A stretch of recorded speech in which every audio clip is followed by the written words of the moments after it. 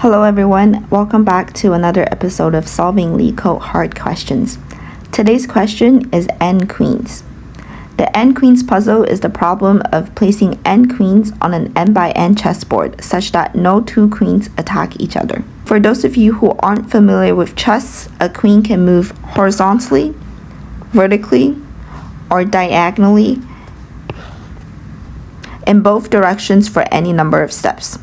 So the goal is to put the queens in a way such that no two queens intersect each other.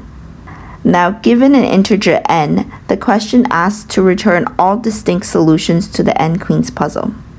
For example, if n equals 4, there are two solutions right here drawn on the board.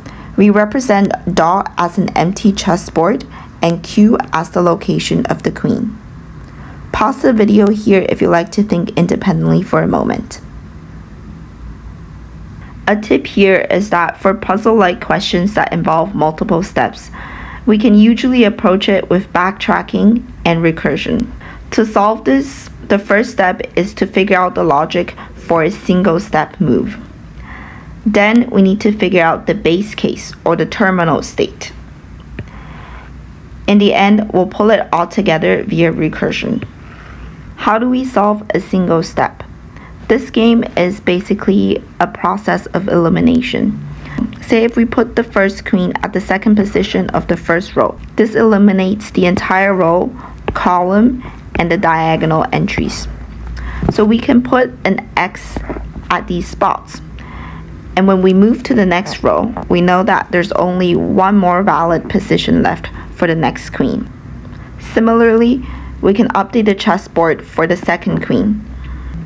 And when we move to the third row, we see that there's only one position left for the next queen. If we reach a row where all of the positions are invalid, that means that the previous queen was placed in the wrong position, so we will have to backtrack and try another position for the previous queen. This is a very straightforward answer, and we can easily keep track of the x's in a 2D array. However, it takes a lot of time and space to update the chessboard. So let's think of a way to reduce the complexity. We can start by observing what the solution might look like. The trick here is that for each row, we'd only have one queen. So we only need a one-dimensional array to keep track of the positions of the queens.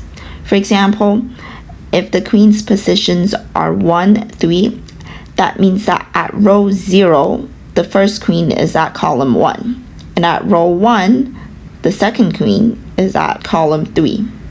Now when we move to row 2, what can we tell about the potential positions for this queen? The obvious one is that the column index should not repeat. But what about the diagonals?